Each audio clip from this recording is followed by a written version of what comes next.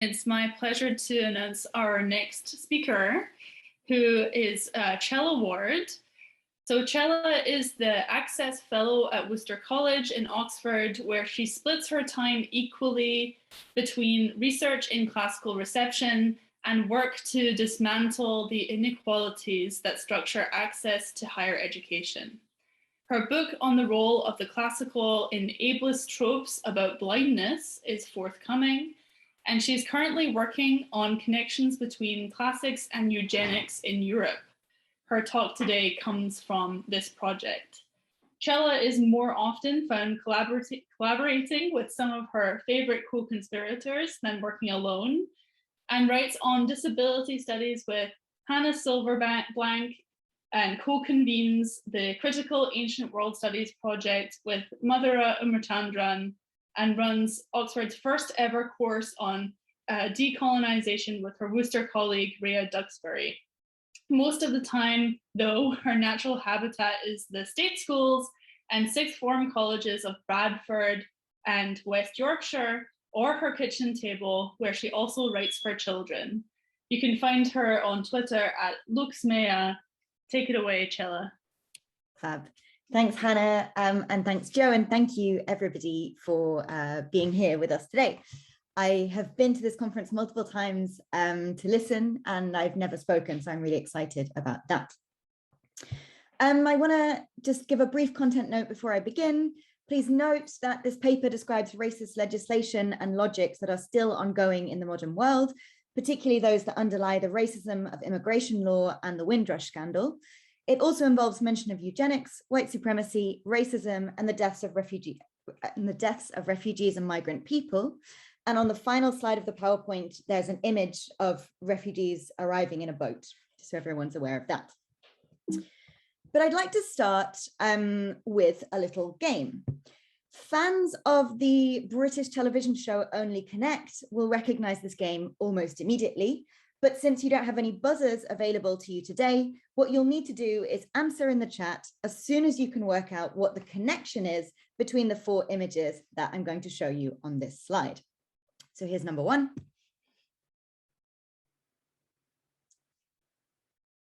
And number two.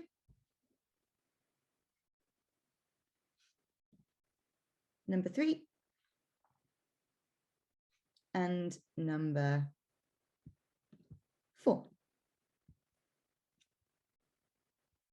Okay, great. So I think people are getting close, maybe, but not quite there. So these men essentially have two things in common.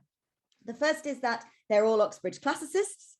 And the second is that they've all been complicit in bringing about legislation aimed deliberately at reinforcing Britain's hostile environment for refugees and migrant people so as to reduce immigration. The three on the right, these three, all voted in favour of the Nationality and Borders Bill, a piece of legislation that passed into law on the 28th of April 2022 and has been called by the United Nations High Commissioner for Refugees a law that will penalise most refugees seeking asylum in this country, creating an asylum model that undermines established international refugee protection rules. And the one on the left I'll return to at the end of my presentation.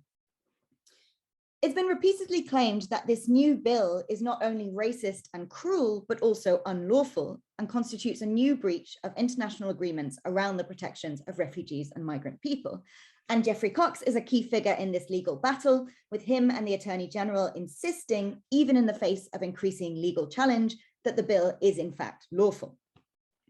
Critics of the bill's cruelty, even in the House of Lords, have focused around one key aspect of its racism: the fact that it confers on the Secretary of State the ability to strip British people of their citizenship without even informing them that this will take place. And on this slide, you can see the assessment of this bill by Britain's leading immigration lawyers, Raza Hussain, Jason Pobjoy, and Eleanor Mitchell. And it's the third of their points here that I want to focus on today. Exercise of the deprivation power, that is the power to deprive someone of citizenship, has a disproportionate impact on non-white citizens. Unless any of you should consider this legislative change to be an academic one that doesn't concern the lives of any real people, Let me remind you that since 2006, when the legal basis for depriving British people of their citizenship became watered down, 464 people have been deprived of it. And the power to refuse, deny, and remove citizenship is most commonly applied to refugees and migrant people, and very often also to children on this legal basis. And over the last 10 years, about 400 children as young as 10 years old have been denied British citizenship on the grounds that they had failed the good character test that the 2006 legislation introduced. How a 10-year-old child could fail a good character test is beyond me. British citizenship is a privilege and not a right, so runs the shameful refrain of Britain's Conservative Party, but it has always been well known that this is a privilege that is racist in its application. No one has ever denied the fact that the Nationality and Borders Bill, as the immigration lawyers pointed out, has a disproportionate effect on non-white British citizens. No one in Parliament has convincingly argued that this will not be the case. The bill is racist by design and not by accident. I say this not by way of getting you all to come out onto the streets and protest this bill with me. I'm sure that many of you here will have been doing that already, but because I think as a discipline, we have a duty to assess the role that classics plays in this. Is it an accident that so many classicists take for granted the idea that citizenship is a racialized category and operate under this extremely dangerous misconception that whiteness is crucial to any definition of the British citizen? I'm going to argue that this isn't accidental or coincidental at all, and that it results from the problematic obsession that classics as a discipline has with the idea of paternity. Classics has a very dangerous ideological attachment to the idea of paternity, whether it's the stemmer illustrations of textual criticism, drawing their inspiration from the evolutionary trees that Charles Darwin drew in his On the Origin of Species, or the notion of a classical inheritance or a classical tradition that gets thrown around casually in writing on classical reception. Most of us writing today think of ourselves, thankfully, as beyond Harold Bloom and his problematic notions of literary paternity in a male-coded sense. But the idea that the classics are a high-value object that we inherit from our kin in the past runs throughout the discipline. The idea of a cultural continuity from the Greeks and the Romans to Europe and the places it colonized is an inheritance logic that is dangerous for the refugees and migrant people seeking entry to what Harshawalia calls Fortress Europe. I'll give a few examples of this false inheritance narrative, and then I'll try and show some of the problems that it can cause in the real world. In 2010, Harvard University Press published a much celebrated volume edited by the classicists Anthony Grafton, Glenn Most, and Salvatore Settis, entitled The Classical Tradition. In the opening lines of this book, the editors delineated what they understood the classical tradition to include. This book, they say, aims to provide a reliable and wide-ranging guide to the reception of classical Greco-Roman antiquity in all its dimensions in later cultures. Understandings and misunderstandings of ancient Greek and Roman literature, philosophy, art, architecture, history, politics, religion, science, and public and private life have shaped the cultures of medieval and modern Europe and of the nations that derived from them. And they have helped to shape other cultural traditions as well, Jewish, Islamic, and Slavic, to name only these. Now, these short lines attempt to pass as neutral a number of assumptions that are deeply ideological.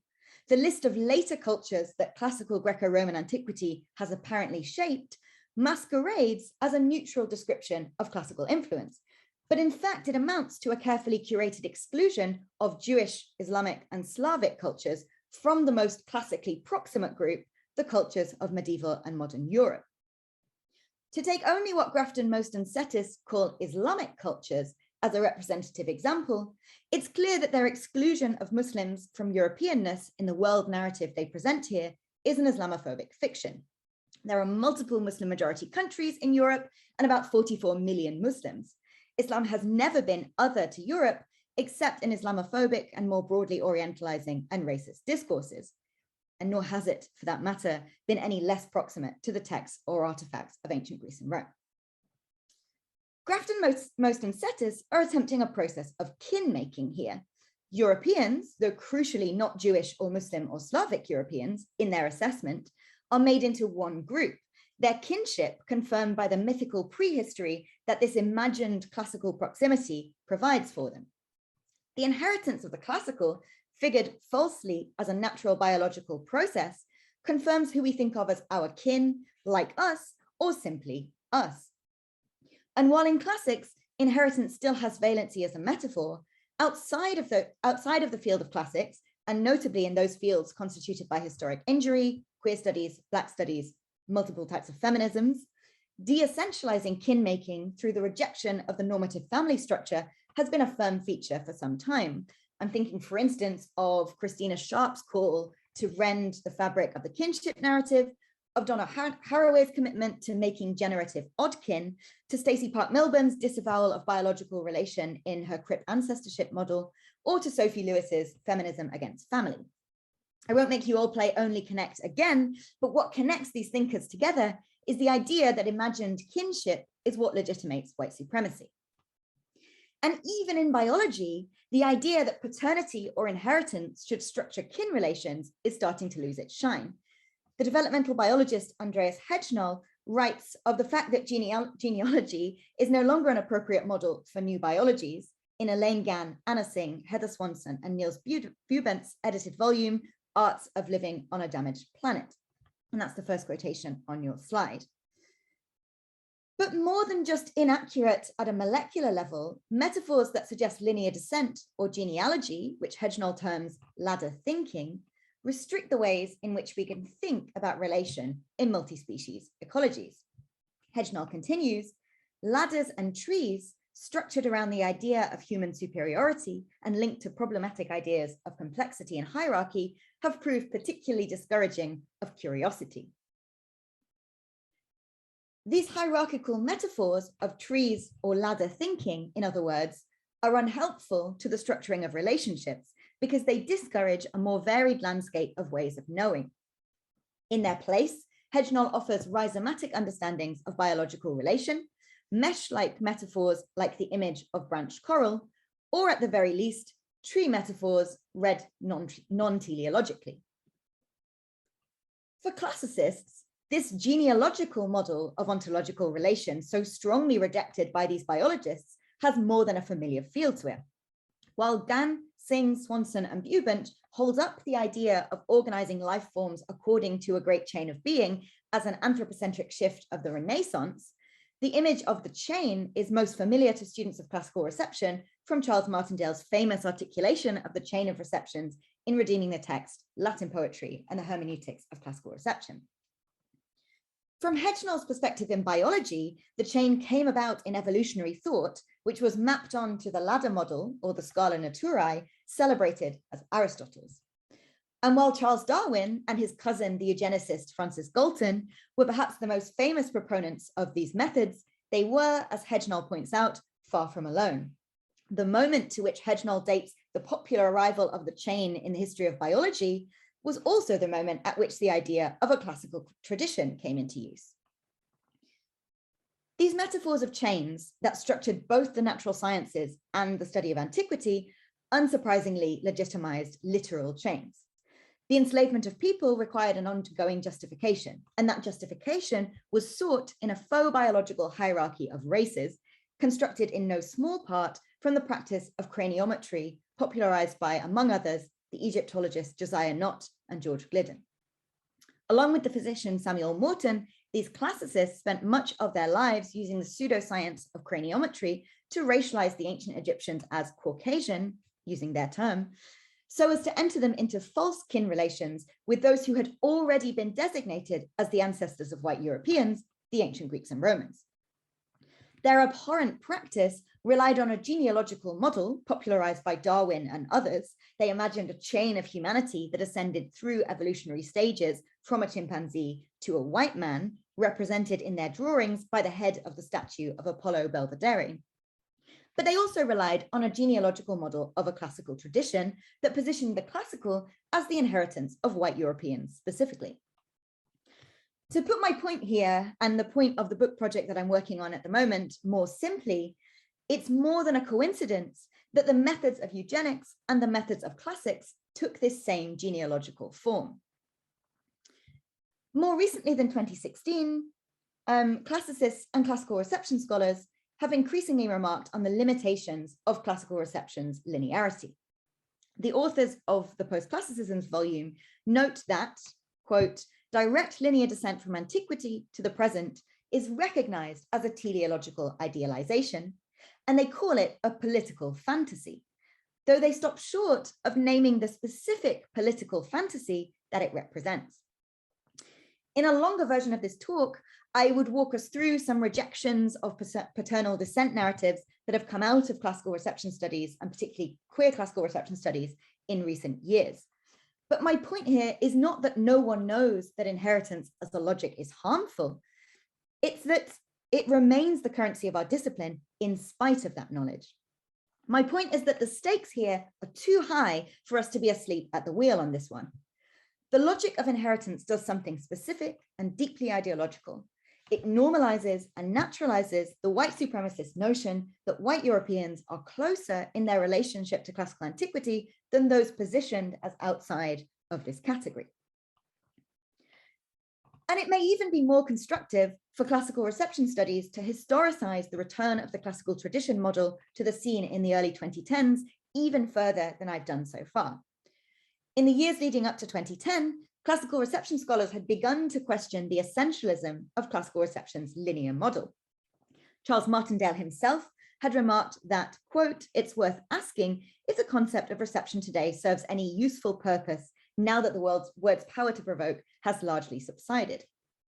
Martin Reverman had, in a review article for the Journal of Hellenic Studies, listed subterranean receptions, an idea arising from the work of Fiona McIntosh and Edith Hall, as an area for future growth in classical reception studies. And Emily Greenwood had labeled receptions of the classical in the literature of the Anglophone Caribbean as frail connections, bolstered to a position of strength, not by any real genealogical connection, but by the narrativizing drive of colonialism. In this context, the revival of the inheritance logic of the classical tradition appears not as a neutral description of a special relationship between the classical and modern Europe that actually exists, but as a way of narrativizing the privileged position of white Europeans as if it were a biological superiority. And it's reanimated at this moment in the 2010s, specifically in order to protect that privileged position from being undermined by more complex notions of relationality that were beginning to emerge in classical reception studies and had been emerging in other fields and in social justice movements for some time. Conceiving of the linear metaphor of the so-called classical tradition as a reactionary discourse that leans on metaphors of biological and genealogical relation to legitimate this white supremacist and Eurocentric ordering of the world is therefore an important starting point for doing classics in the time of the Nationality and Borders Bill.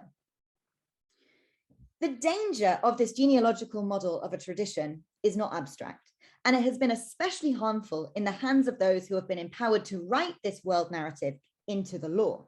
And here I want to focus on one specific example, and I'm going to come back to the first individual on my opening slide, Reginald Maudling, to explain the role that a classical education at Oxford University had on one of the chief architects of Britain's hostile environment. Because for all that the Nationality and Borders Bill was framed as novel in its cruelty, Britishness has never been without the racism that is baked into its very definition.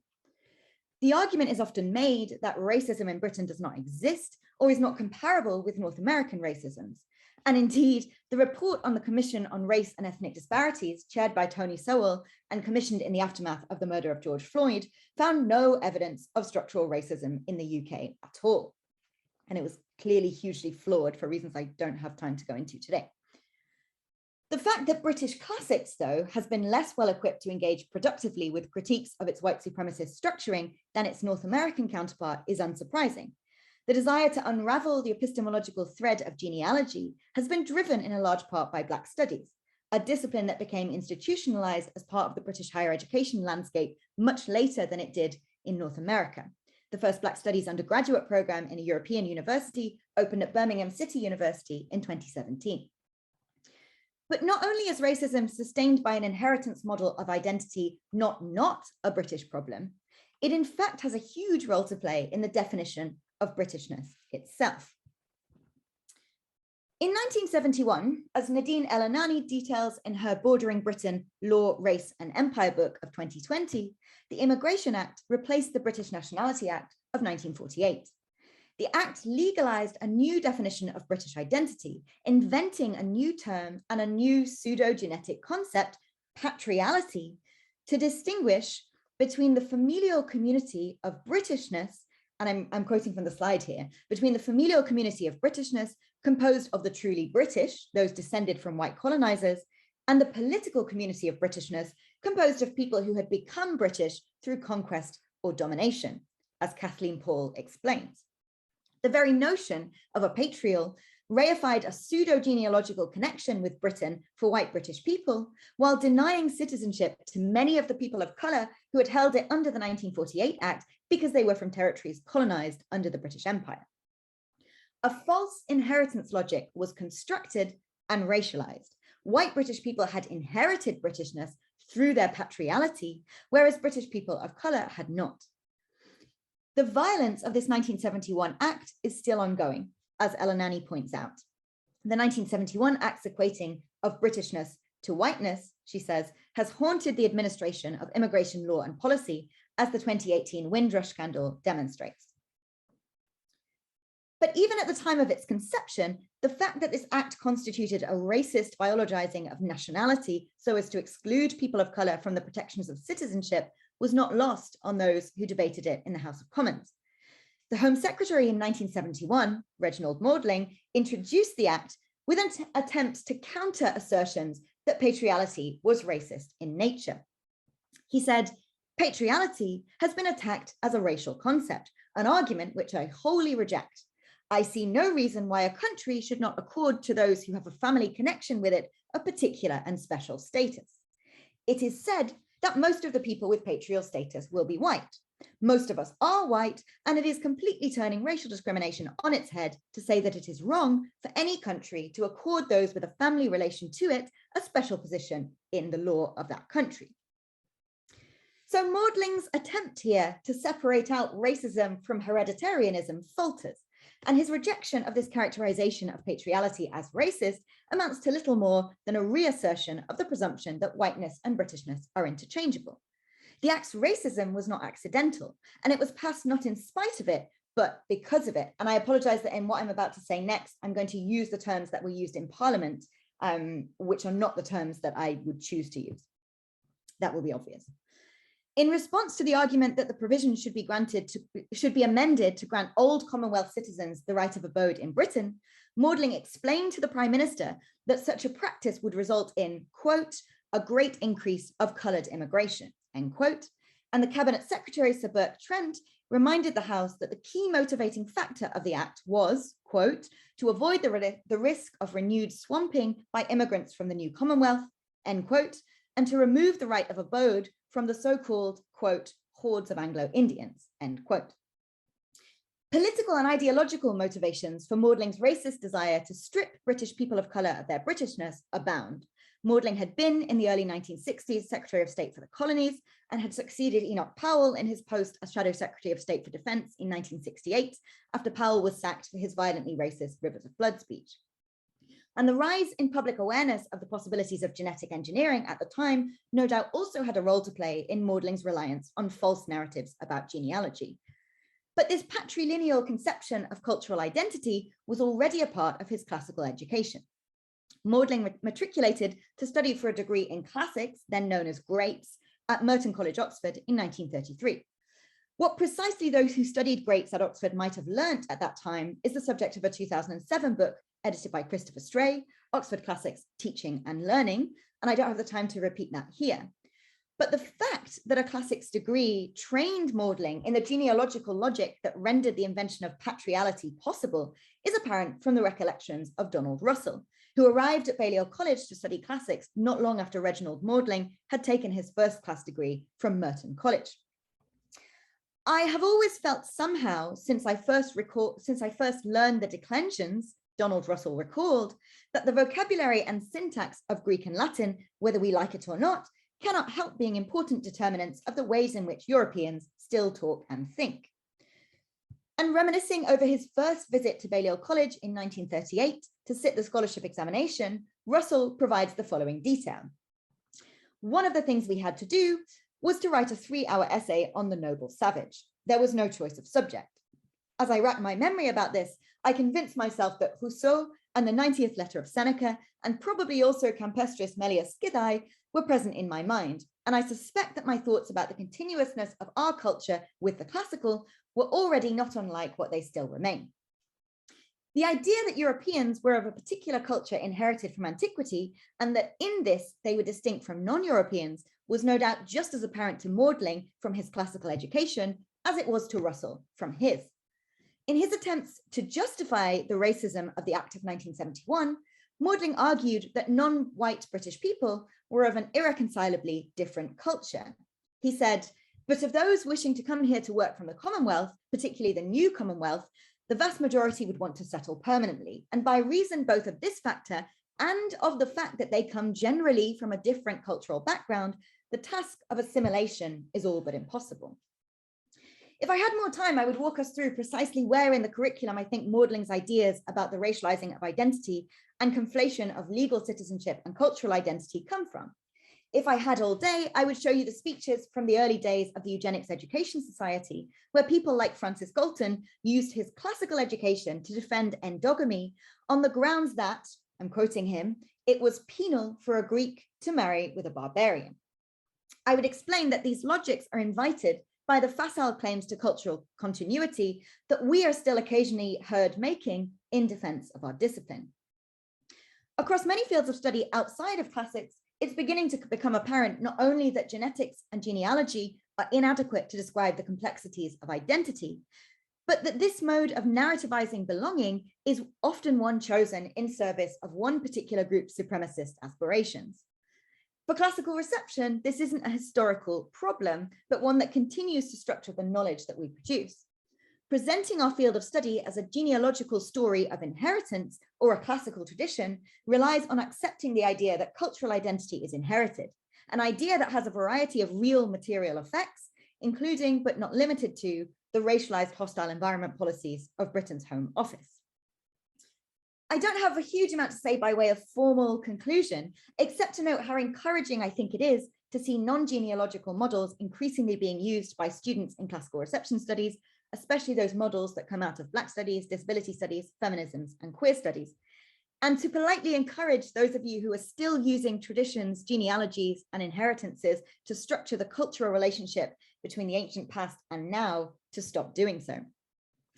The Mediterranean Sea, that is our special subject of study in its ancient form, is in its modern form the most deadly crossing for refugees and migrant people in the world. The Nationality and Borders Bill also attempted to give the UK government the power to turn back boats carrying refugees and migrant people in the middle of the Channel. This move would breach both human rights law and the Refugee Convention, but it would also increase the deadliness of a body of water that, like the Mediterranean, has already been referred to as a watery grave by activists. We have a special responsibility for how we write the narrative about who has the right to live and thrive in the region. And the stories we tell about cultural identity get written into law all too easily because of the fact that our subject has unfortunately been and continues to be the training ground for some of the most powerful people in the country from which I'm speaking to you, if not in the world. We need to be accountable for the way that our problem of paternity plays a direct role in the environment's hostility and in the sea's deadliness. Thank you.